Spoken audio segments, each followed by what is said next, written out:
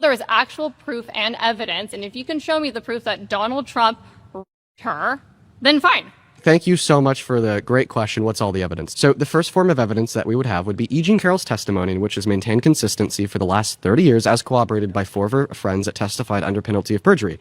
The second form of evidence that we'd have lied here, under penalty of perjury. well, can you please examine the evidence in which I provide as soon as I'm done providing it? We have therapist notes from the 90s indicating she was raped by Trump. We had the testimony of a psychotherapist that said when E. Jean Carroll was testifying to the fact she was raped by Donald Trump, she was exhibiting signs consistent with true trauma that we'd expect to be onset by a true victim of rape.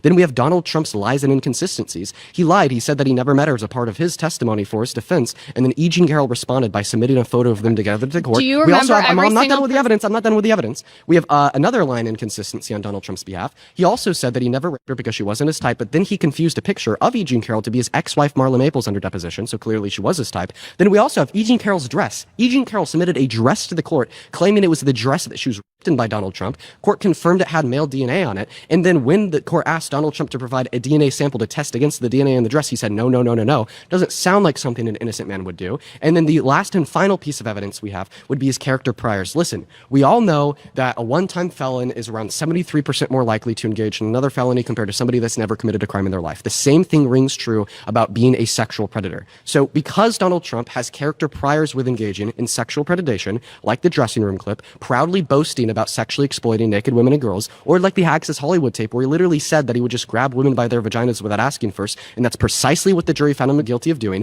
or everything to do with the Epstein files, that in consideration with the direct evidence submitted by E. Jean Carroll and his lies is absolutely what demonstrates Donald Trump raped E. Jean Carroll. Okay, we got to stop there. The flags are up. You've been voted out. Please return to your seat.